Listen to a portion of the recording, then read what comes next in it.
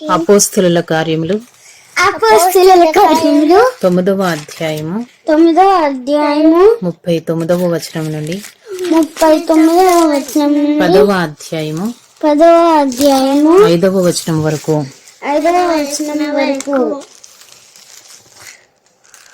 పేతురు లేచి వారితో కూడా వెళ్ళి అక్కడ చేరినప్పుడు వారు మేడగదిలోనికి అతనిని తీసుకుని వచ్చిరి. విధవరాండ్రందరూ వచ్చి ఏడ్చుచు దొర్క తమతో కూడా ఉన్నప్పుడు పుట్టిన అంగీలను వస్త్రములను చూపుచు అతని ఎదుట నిలిచిరి.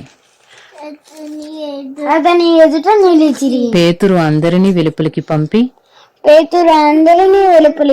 మోకాల్లోని ప్రార్థన చేసి శవము వైపు తిరిగి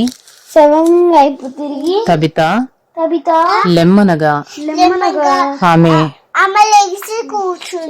ఆమె కన్నులు తెరిచి పేతురును చూచి లేచి కూర్చుండెను. అతడు ఆమెకు చెయ్యి ఇచ్చి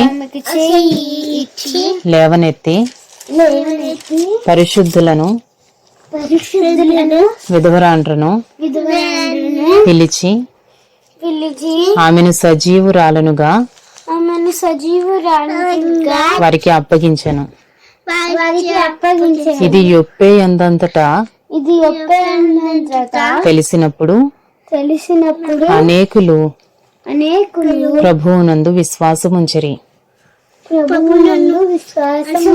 పేతురు యొప్పేలో సీమోనను ఒక చర్మకారుని యొద్ద బహుదినములు నివసించెను. అపోస్తలుల కార్యములు 10వ అధ్యాయము 5 వచనములు. ఇటలీ పటాలమనబడిన పటాలములో శతాధిపతి అయిన కొర్నేలి అని భక్తిపరుడొకడు కైసరయలో ఉండెను. అతడు తన ఇంటి వారందరితో కూడా దేవుని యందు భయభక్తులు కలవాడై ఉండి ప్రజలకు బహుధర్మము చేయుచు ఎల్లప్పుడును దేవునికి ప్రార్థన చేయువాడు. పగలు ఇంచుమించు 3 గంటల వేళ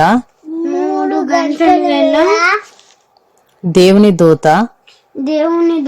అతని యొద్దకు వచ్చి కొర్నేలి అని పిలుచుట దర్శనమందు తేటగా అతనికి కనబడెను. అతడు దూత వైపు తేరి చూచి భయపడి ప్రభువా ఏమని అడిగెను. అందుకు దూత నీ ప్రార్థనలను నీ ధర్మ కార్యములను దేవుని సన్నిధికి జ్ఞాపకార్థముగా చేరినవి. ఇప్పుడు నీవు యొప్పేకు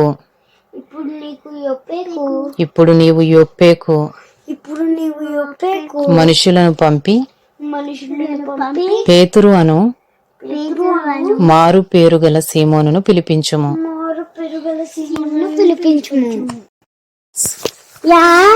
Chapter 9 39 to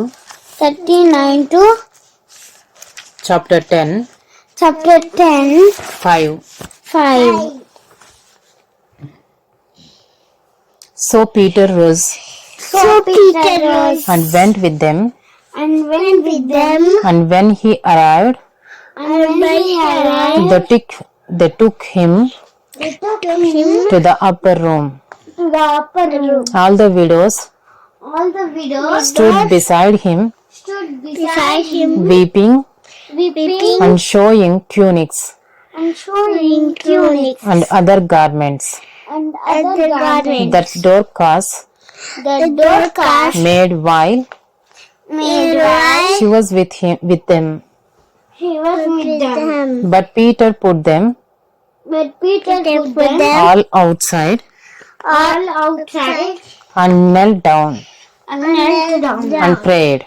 and prayed. And turning to the body, he said, And turn into the body, he said, Tabitha, Tabitha, arise. arise. And And she opened her eyes, she opened her eyes, and when she saw and when she saw Peter, Peter, she sat up, she sat up and he gave her and gave her his hand his hand and raised her up. and raised her up. Then calling Then calling the saints the saints and widows, and widows, he presented her alive. he presented her alive. And it became known And it became known throughout all Joppa, throughout all Joppa. and many believed in the Lord. And many believed in the Lord. And he stayed in Joppa And he stayed in Joppa for many days for many days with one Simon, with one Simon. a tanner. Eternal. Acts Acts chapter 10. chapter 10.